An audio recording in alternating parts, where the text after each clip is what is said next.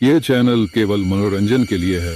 हम किसी भी तरह की अंधश्रद्धा को बढ़ावा नहीं देते। आराध्या की शादी को 3 साल बीत चुके थे। जब से उसकी शादी हुई थी तब से वो कभी इस स्टेट में तो कभी किसी स्टेट में इसी तरह घूम रही थी, क्योंकि उसका हस्बैंड मोहित एक गवर्नमेंट एम्प्लॉय था। इस बार मोहित का ट्रांसफर भोपाल में हुआ था। उन्हें इस बार एक बहुत बड़ा और सुंदर विला अलॉट हुआ। इस बार आराध्या खुश थी क्योंकि ट्रांसफर के साथ साथ इस बार मोहित का प्रमोशन भी हुआ था। कुछ महीनों पहले ही मिस्टर बख्शी का भी प्रमोशन हुआ था। मिस्टर बख्शी मोहित के बहुत अच्छे दोस्त थे और उनकी पत्नी के साथ आराध्या की खूब जमती थी, तो इसीलिए वो भी बहुत खुश थी। पहली बार गवर्नमेंट ने तुम्हारा ट्रांसफर किसी अच्छी जगह पर किया है। अच्छा, तुम्हारे ऑफिस जाने के बाद मैं थोड़ी देर के लिए मिसेस बख्शी के पास जाऊंगी। उन्होंने मुझे स्पेशली बुलाया था।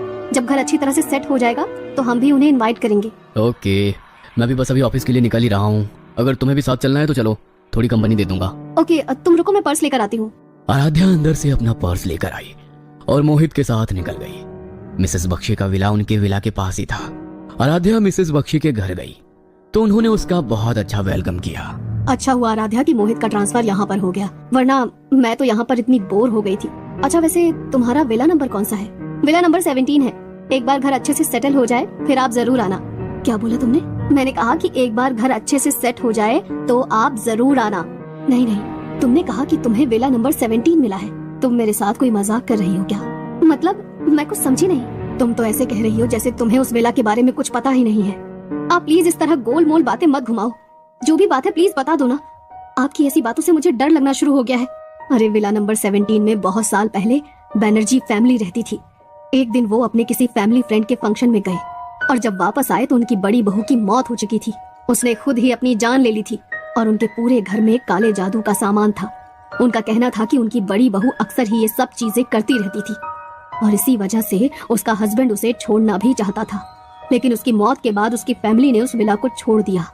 पर उसके बाद जो भी फैमिली वहाँ पर रहने के लिए आई वो ज्यादा दिन तक उस विला में रह नहीं पाई। क्या? देखो, आप मुझे डराओ मत।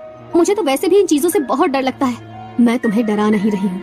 सब कहते हैं कि वो विला हॉन्टेड है, लेकिन एक बात अजीब है कि सब कहते हैं कि वहाँ पर सबको एक बच्चे की आत्मा दिखाई देती है। अब वो बच्चा कौन है ये कोई नहीं जानता। किसी ने भी वहाँ पर मिसेस बैनर्जी की स्पिरिट को कभी नहीं देखा। बस दिखता है तो सिर्फ एक बच्चा। लेकिन मैं तो तुम्हें कहूंगी कि एक रिक्वेस्ट डाल दो कि तुम्हारा विला नंबर चेंज कर दे। रिस्क मत लो। मिसेस बख्शी की ये बात सुनकर आराध्या बहुत डर गई।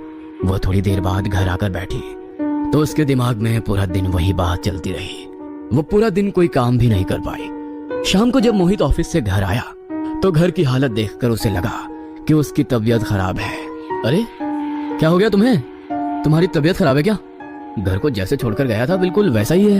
मोहित, आज जब मैं मिसेस बख्शी के पास गई तो उन्होंने बताया कि ये घर हॉन्टेड है।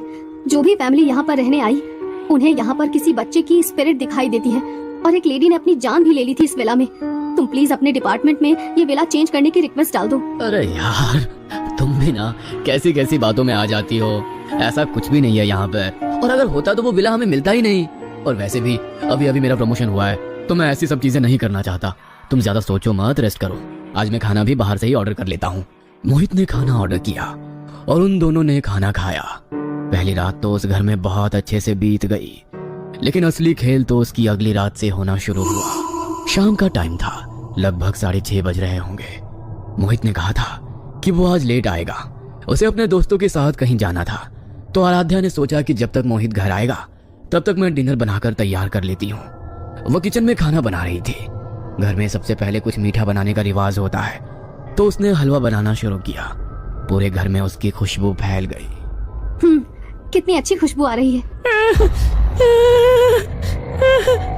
अरे, ये बच्चे के रोने की आवाज कहाँ से आ रही है? बच्चे के रोने की आवाज सुनकर आराध्या हैरान रह गई, क्योंकि उसके अलावा तो वहां पर मेड भी नहीं थी और किसी बच्चे के रोने की आवाज आने का तो कोई सवाल ही नहीं उठता। उसे लगा शायद ये उसके मन का वहम है, इसलिए उसने उस आवाज को नजरअंदाज कर दिया। तभी उसके किचन की खिड़की पर नॉक हुआ। उसने पलटकर देखा तो कोई नहीं था। तभी उसे बाहर से कुछ गिरने की आवाज आई। उसे लगा कि कहीं कोई चोर तो नहीं आ गया, इसलिए वो बाहर गार्डन में देखने चली गई। देखा तो गार्डन में नया पौधा गिरकर टूट गया था। वो जैसे ही उसे उठाने के लिए झुकी तो उसकी नजर गार्डन में कोने पर पड़ी। घर की दीवार के पीछे से छिपकर कोई उसे झांक झांक कर देख रहा था। थोड़ा अंधेरा हो गया था तो चेहरा ठीक से दिखाई नहीं दे रहा था, लेकिन उसने थोड़ा ध्यान से देखा तो एक बच्चा था, लेकिन आम बच्चे जैसा नहीं। भयानक और कटा फटा चेहरा, लाल आंखें और कपड़े भी फटे हुए थे। उम्र महज 3-3.5 साल होगी। उसने रोते हुए उसकी तरफ देखा और वहां से भाग गया।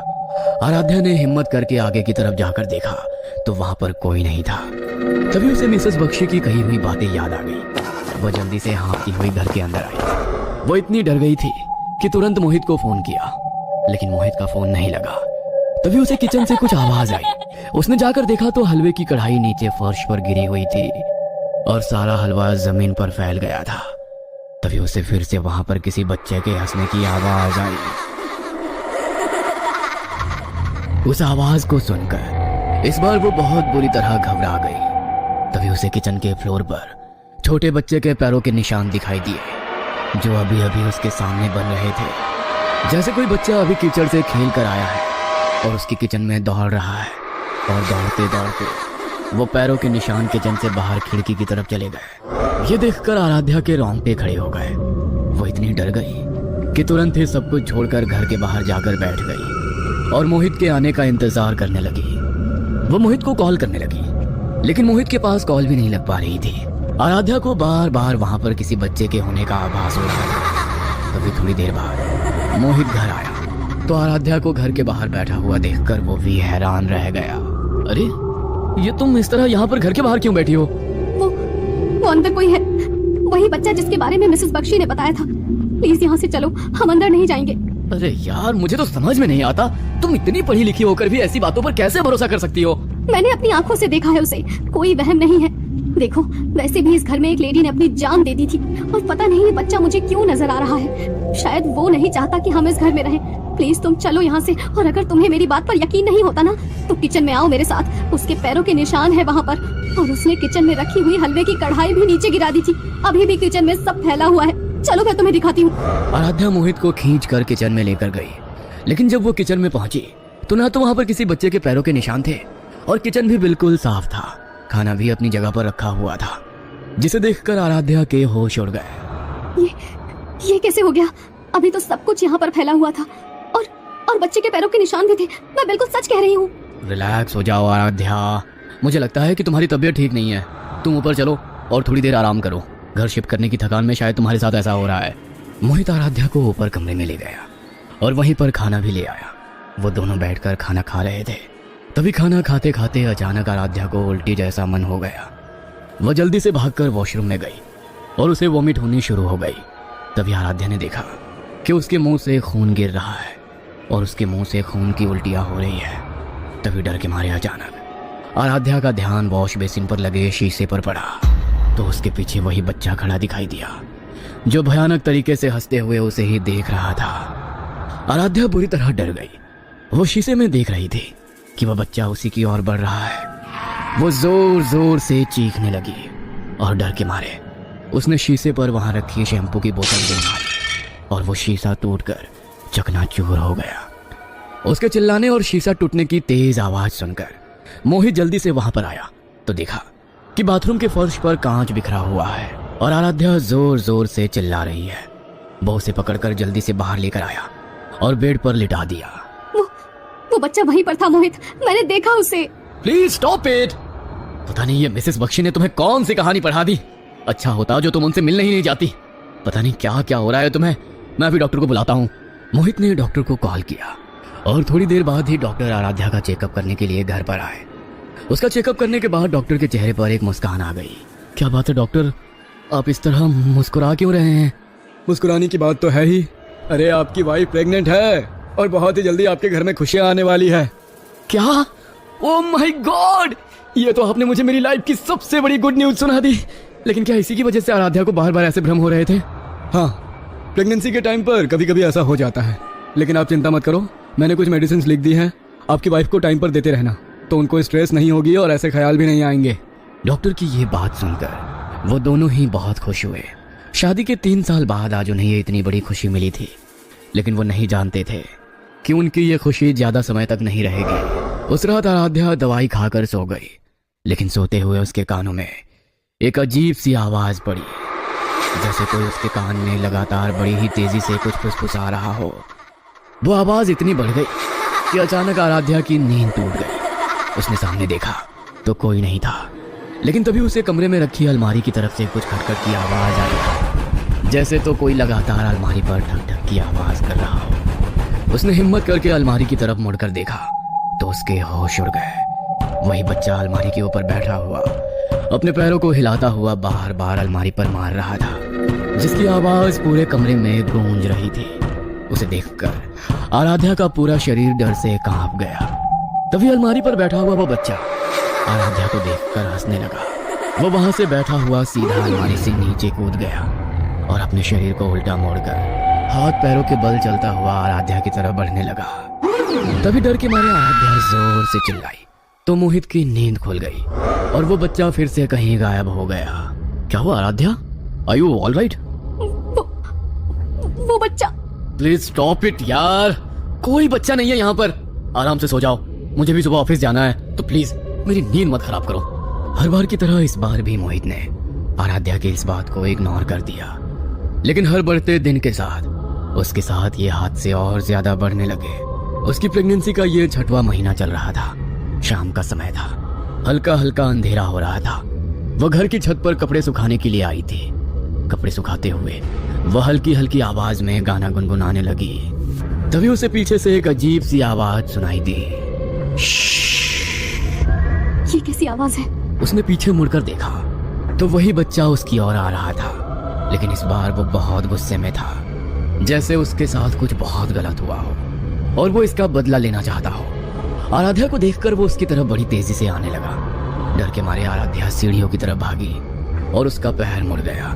वो सीढ़ियों से गिरती गिरती सीधा नीचे जाकर गिरी। गिरते ही वह वहीं पर बेहोश हो गई। थोड़ी देर बाद मोहित घर आया तो आराध्या को जमीन पर बेहोशी की हालत में देखा। उसके सर से खून निकल रहा था। उसकी ऐसी हालत देखकर वो बहुत डर गया। वह तुरंत ही आराध्या को हॉस्पिटल लेकर गया। डॉक्टर, मेरी वाइफ और मेरा बच्चा ठीक तो है ना? देखिए, हमने कोशिश करके आपकी वाइफ को तो बचा लिया, लेकिन आपके बच्चे को नहीं बचा पाए। और क्या डॉक्टर? गिरने की वजह से उनका मिसकैरेज हुआ और उसकी वजह से बहुत ज़्यादा कॉम्प्लिकेशंस हो गई है। मुझे कहते हुए बहुत बुरा लग रहा है, लेकिन अब आपकी वाइफ दोबारा कभी माँ नहीं बन पाएंगी। डॉक्टर की ये बात सुनकर मोहित अंदर तक हिल गया और जब ये बात आराध्या को पता चली तो मानो वो तो जैसे पागल ही हो गई। एक तो पहले ही उसके मन में उसके बच्चे के खो जाने का दुख था, ऊपर से ये दुख और कि अब वो फिर कभी माँ नहीं बन पाएगी। इस बात ने जैसे उसे अंदर से पूरी तरह खत्म कर दिया। उसने खाना पीना भी छोड़ दिया। दिन में कभी खाया तो खाया, वरना 2-2 दिन तक भूखी रहती। मोहित से उसकी ऐसी हालत देखी नहीं जा रही थी, इसलिए उसने डिसाइड किया कि वो गवर्नमेंट द्वारा दिया हुआ वो विला छोड़कर कहीं और रहेगा। जब से हम इस घर में आए हैं तब से कुछ भी ठीक नहीं हो रहा है, और यहाँ पर आने के बाद तुम्हारी जो हालत हो गई है मुझसे देखी नहीं जा रही। इसलिए मैंने डिसाइड किया है कि हम ये घर छोड़ देंगे। जब से आराध्या का मिसकैरेज हुआ था तब से आराध्या को वो बच्चा घर में कहीं नजर नहीं आया था, लेकिन जब मोहित ने घर को छोड़ने की बात कही तो अचानक वो बच्चा अलमारी के पीछे छिपकर आराध्या की तरफ झांकने लगा। आराध्या को महसूस हुआ कि कोई उसे अलमारी के पीछे से झांक झांक कर देख रहा है, तो उसने उस ओर देखा तो उस बच्चे की आंखों में आंसू थे, जैसे वो नहीं चाहता था कि आराध्या उस घर को छोड़कर जाए। नहीं मोहित, मैं इस घर को छोड़कर नहीं जाऊंगी। लाइफ में प्रॉब्लम्स का सामना तो करना ही पड़ता है। तुम चिंता मत करो, मैं पहले से ठीक हूँ और धीरे धीरे और ठीक हो जाऊंगी। आराध्या की ये बात सुनकर उस बच्चे के चेहरे पर भी मुस्कान आ गई। आराध्या ने उसकी ओर देखा तो चेहरे पर आंसुओं के सूखे हुए निशान थे और एक मुस्कुराहट थी। आराध्या के मन में अब सवाल उठने लगे कि आखिर जब इस घर में मौत उस लेडी की हुई तो उसे वो बच्चा क्यों दिखाई दे रहा है, और वो बच्चा कौन है। अब आराध्या उसकी कहानी जानना चाहती थी। अगले दिन मोहित ऑफिस गया तो शाम के समय आराध्या गार्डन में नए पौधे लगा रही थी। तभी वो समझ गई कि वही बच्चा छुप छुप कर उसे देख रहा है। उसने मुड़कर देखा तो वही बच्चा गार्डन में लगे एक पेड़ के पीछे छिपकर उसे देख रहा था। आराध्या समझ चुकी थी कि वो उसे बताना चाहता है कि मैं यहाँ पर हूँ। आराध्या को डर तो बहुत लग रहा था, लेकिन उसने हिम्मत की।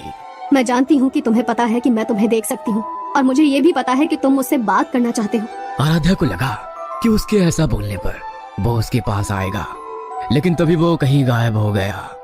आराध्या को कुछ समझ नहीं आया तभी कुछ दिन बाद वो अपने गार्डन में बैठकर अपनी शाम की कॉफी एंजॉय कर रही थी और उसके सामने कुछ स्नैक्स और मिठाई रखी थी। तभी फिर से उसे वो बच्चा